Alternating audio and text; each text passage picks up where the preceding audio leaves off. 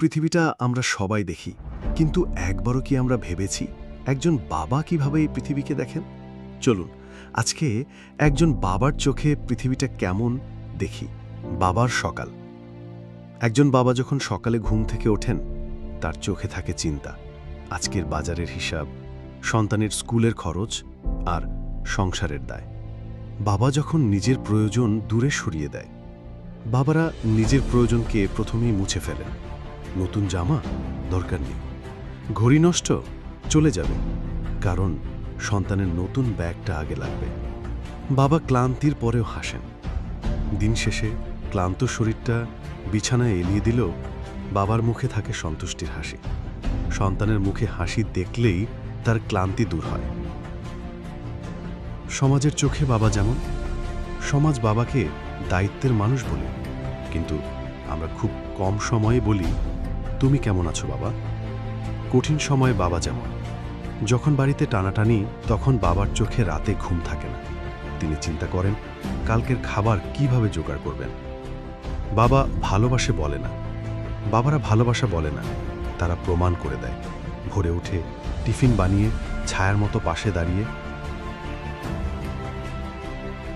বাবা যখন বকা দেন আমরা ভয় পাই, কিন্তু জানো, এই বকাটাই হলো তার ভালোবাসার সবচেয়ে জোরালো ভাষা। সময়ের সাথে দূরত্ব বাবার সাথে। সময় যত এগোয় আমরা দূরে চলে যাই, বাবাকে ফোন করার সময় হয় না, অথচ তিনি প্রতিদিন অপেক্ষায় থাকেন একটা খোঁজ নেওয়ার ফোনের জন্য। বাবার চোখে সন্তানের সফলতা। যখন সন্তান সফল হয়, তখন বাবা বুক ফুলিয়ে বলেন, ও আমার ছেলে। কিন্তু খুব কমই আমরা বলি, এই সফলতার পেছনে আমার বাবা। বাবার শেষ সময়। জীবনের শেষ প্রান্তে এসে বাবা চান না কিছু, শুধু চান তার সন্তান একটু সময় দিক, একটু পাশে বসে বলুক যে তোমাকে ভালোবাসি বাবা।